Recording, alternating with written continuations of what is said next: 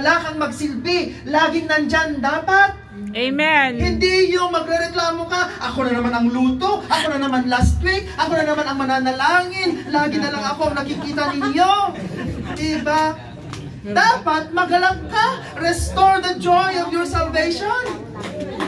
Dapat naman. Oo. Ay, baya, ikaw naman eh. At ano sasabihin ko? Reklamo ka ng reklamo na ikaw naman ng ikaw. Ikaw din naman ng ikaw ang nagte-take out. Naku! Basta naku!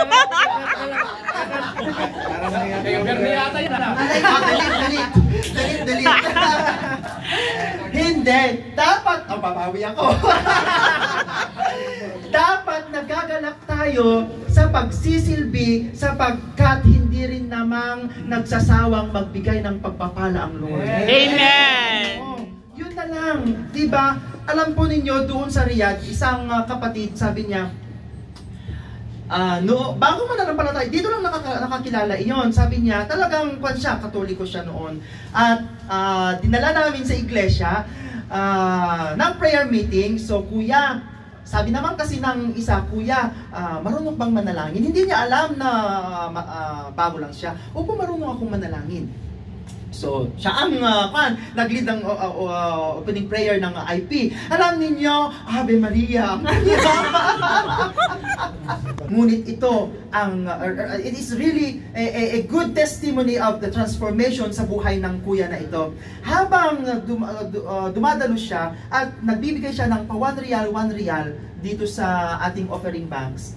Sabi niya, after few months, sabi niya sa akin, Pastor, ano yung sinasabi ninyong tithes? Sabi niya, ay yun kuya, yung ikasampung bahagi ng iyong kita. 1-2 ang aking sahod. Sabi niya, that was 2012. 1-2 ang aking sahod. So kuya, kung i-compute natin, 120 reals ang ibigay mo dyan. Sabi ko, buwanan. Ganun po ba? Okay.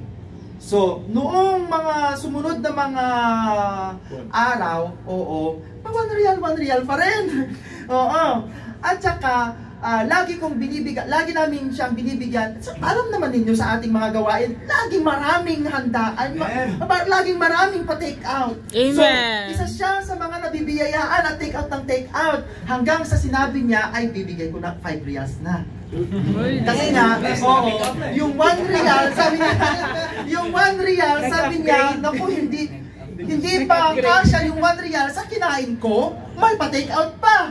So 5 reals. Alam po ninyo, hanggang sa ipinagkakalob na niya ang kanyang ang kanyang tithes, at saka sa ngayon na nasa Pilipinas na siya, pastor siya. Praise God! Transformation na yan, nang dahil lang sa pagsunod sa kalooban ng Lord, yung pagpapala talaga ng Lord, sumusunod din sa iyo. Amen! Ibig sabihin ay, hindi lamang yung nanghihingi ka ay ipagkakalob ng Lord. Hindi, saan ka mang pumunta, hahabol sa iyo ang pagpapala. Amen! Kaya yung mga gustong pumunta sa kung saang bansa, alam ninyo, nandun na ang pagpapala. Amen! Kalooban yan ng Lord. Amen! Naku, napapalayo tayo sa fruit. Sabi ba niya naman dito, fruit, pamumunga ito, bakit merong pagbubunot? Diba? Kung ang pinag-aaralan natin ay mga bunga, bakit naman Kuya Johnny na bubunutin? Oo, magmula pa sa root talaga. But, sabi niya dito, kamote, kasi sinang bunga. kasi nandun ang bunga.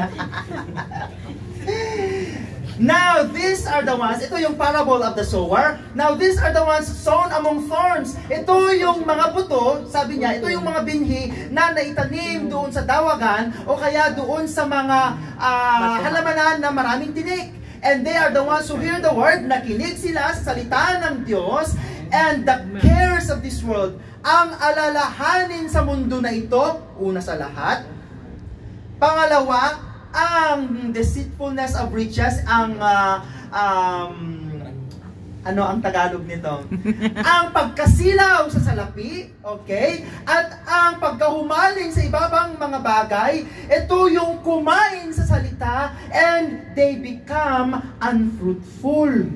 Okay, kung ang isang Kristiyano, ay may mga pag-uugali, at may mga karakter na hindi ka nais-nais, kailangang bunutin. Hindi lamang tapyas-tapyasin o puputol-putulan. Kapag kasi ang iyong pagiging bugnutin ay pinuputol-putulan mo lang, totoo yan. Oo. Kaya kailangan bunutin yan. Oo. Huwag mo nang parut kanal.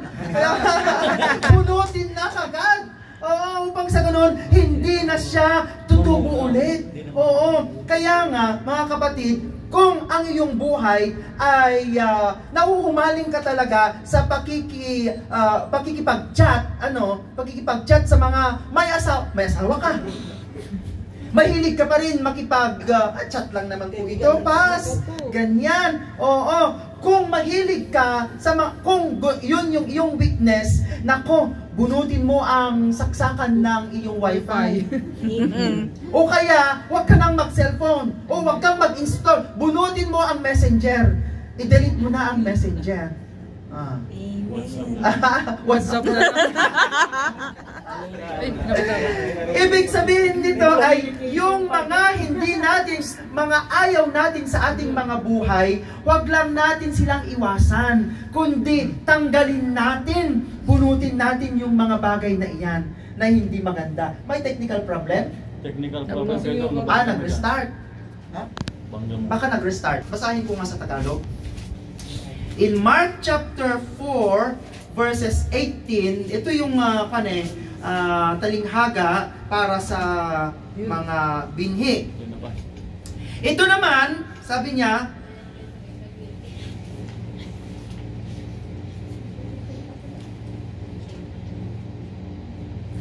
ito naman ang katulad ng mga binhing nalaglag sa may matitinik na halamanan. Sila ang mga taong nakikinig sa salita ng Diyos, ngunit dahil sa alalahanin sa buhay na ito, pagkasilaw sa salapi, o kaya'y pagkahumaling sa ibang mga bagay, ang salita ay nawawalan ng puwang sa kanilang mga puso, kaya't hindi ito nakakapamunga. Alam natin ang mga salita ng Diyos at lagi nating napapakinggan. Ngunit kung hindi tayo namumuhay sa mga salita na iyan, they become unfruitful. Hindi nakakapamunga. Kaya, kung itong tatlo na yan, tanggalin natin, mawala ang alalahanin natin sa mundo, ibig sabihin ay walang problema doon sa pag-aalala kung ano ang magiging bukas, ano ang magiging kapalaran ng iyong mga anak, kaya nag-iipon tayo, walang problema doon. Ngunit kung lagi ka na lang nag-aalala sa kung anumang mga posibleng darating, bakit hindi mo alalahanin ang pag-ibig ng Diyos? Amen? Ang sabi ng Panginoong Yesus, sabi niya, do not worry about tomorrow because today has its own worries already. Sabi niya, andun na ako sa bukas, huwag ka nang mag-alala. Itong araw na ito ang pagyamanin mo. Amen. Ibig sabihin ay, huwag mong irarason kay pastor kapag kasusunduin ka, pas maglalaba kasi ako bukas, kaya huwag muna akong dadalo. O kaya may pinagdal. Maraming mga bagay tayong mga dahilan kung ano-ano. Diba?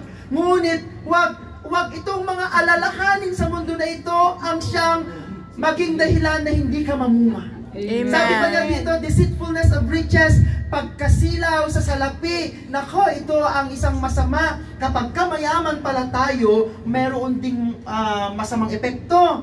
Kasi kapag dumating yung point na masilaw tayo doon sa kayamanan na iyan, baka yun na ang ating sinasamba. Sabi ng Panginoon ay, a person cannot serve two masters. Diba? Hindi nagsisilbi sa Diyos at saka sa mammon, ibig sabihin ay riches. Ganyan. Kasi nga, malaking deceitfulness or malaking possibility na masilaw tayo sa kayamanan. Kaya ang sabi ng Panginoong Yesus ay napakahirap pumasok sa kaharian ng Diyos ang mga mayayaman. Amen. Hindi ko man sinasabi na masama maging mayaman, sapagkat sinasabi din naman ang salita ng Panginoon na ang mali ay yung pag-ibig sa salapi. The love of money is the root of all evil. Oo, kung hindi man natin minamahal ang mga pera natin, ganyan, kung maraming pera si Kuya Dong at hindi niya minamahal, namimigay, ganyan, good Pwede na ka siya. na. Pwede na.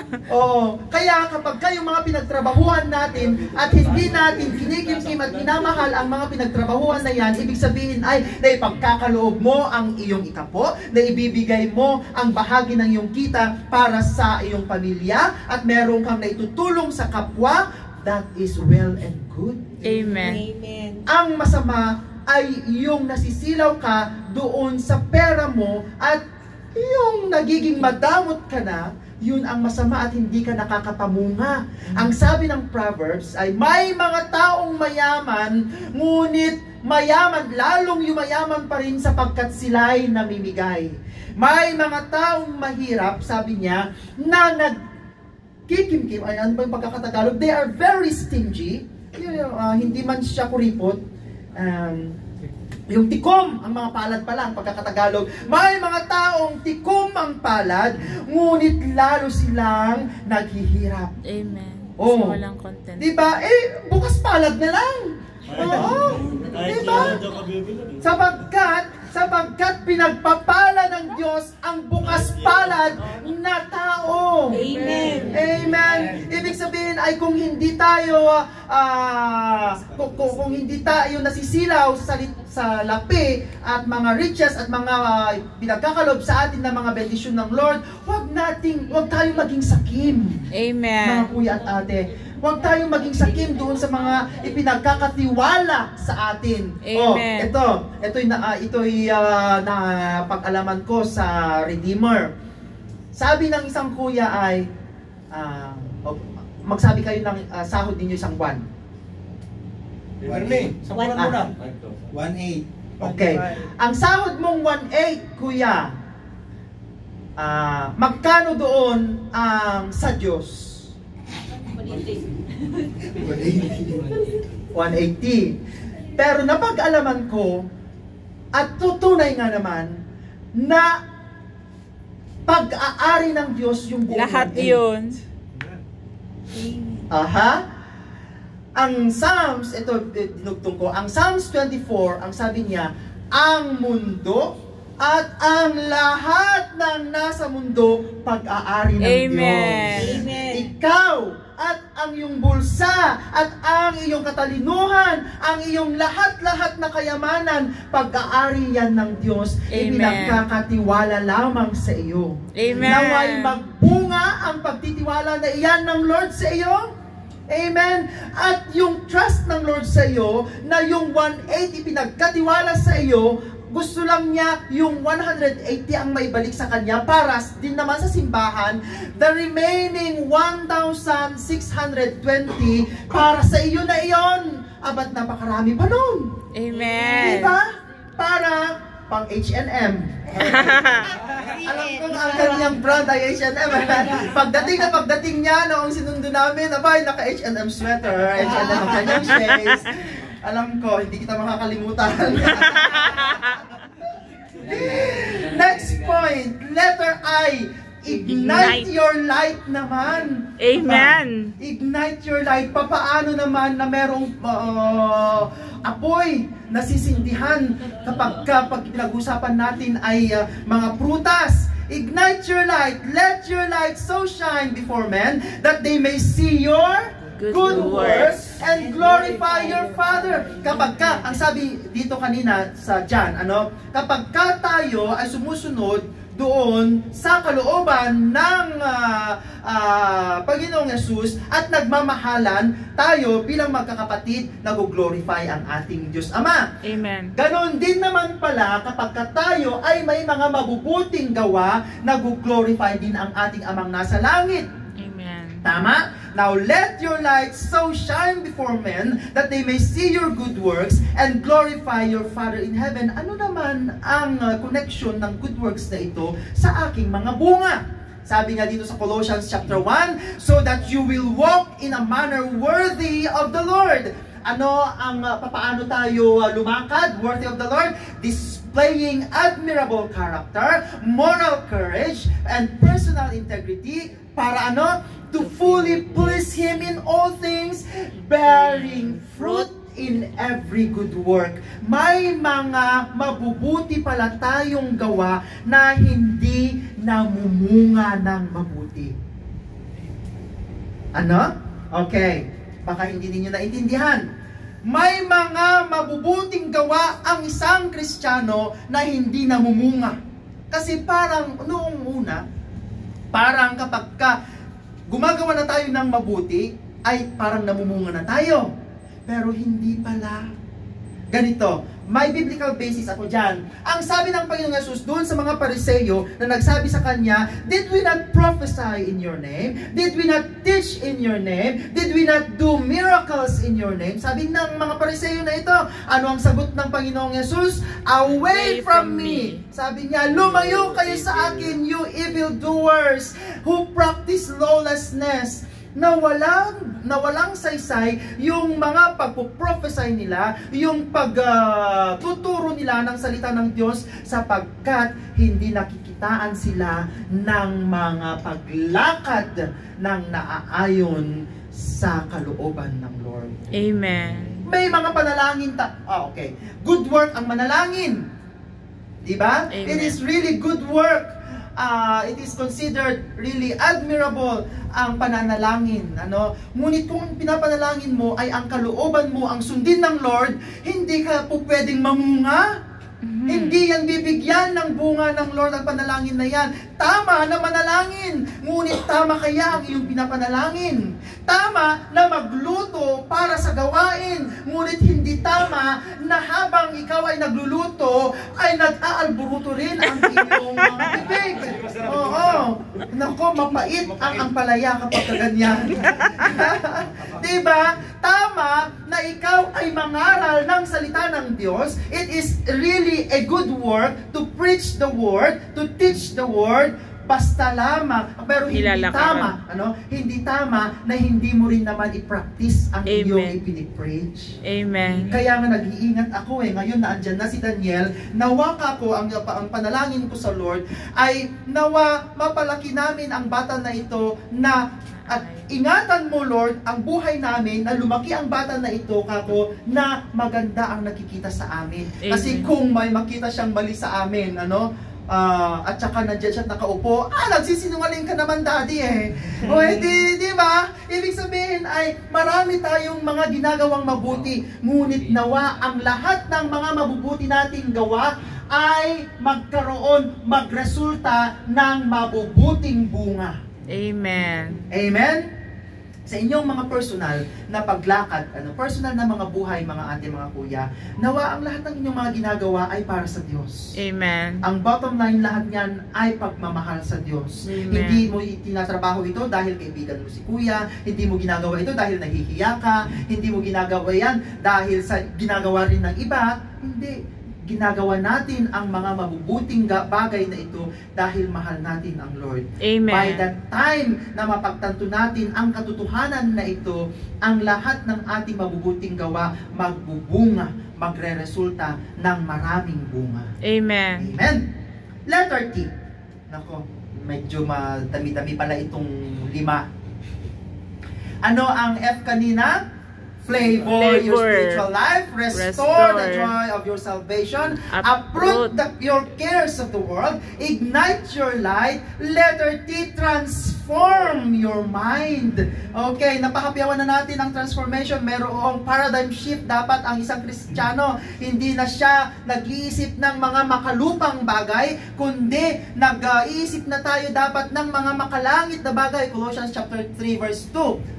Tama, 3:2. Diba? Kailangan na ang ating mga pag-iisip ay matransform gaya ng sinasabi ni Pablo sa mga taga-Roma dito sa chapter 12. I beseech you therefore, brethren, by the mercies of God that you present your bodies a living sacrifice, holy, acceptable to God, which is your reasonable service.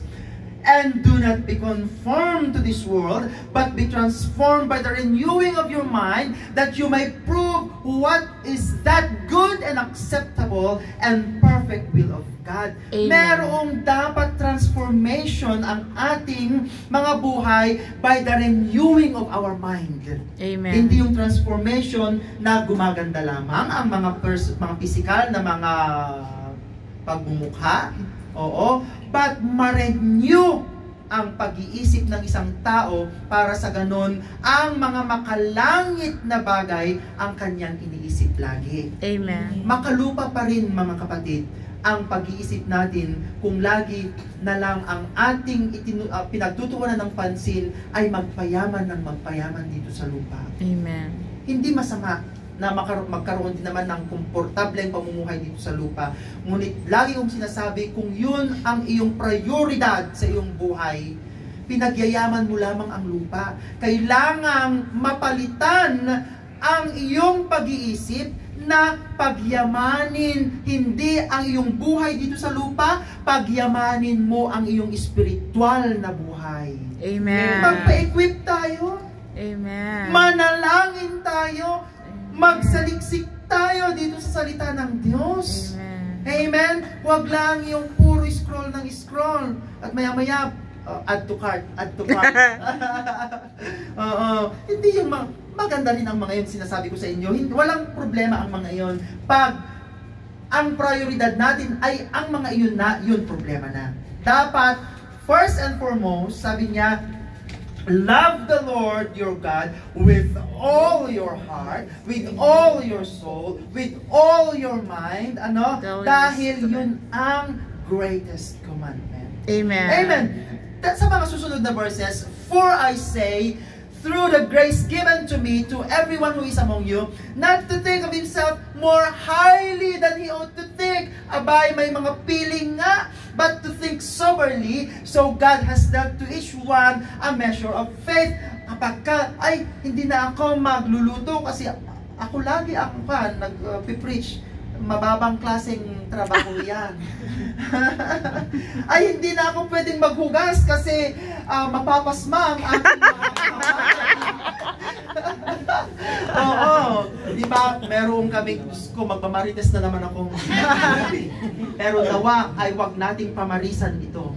Meron galing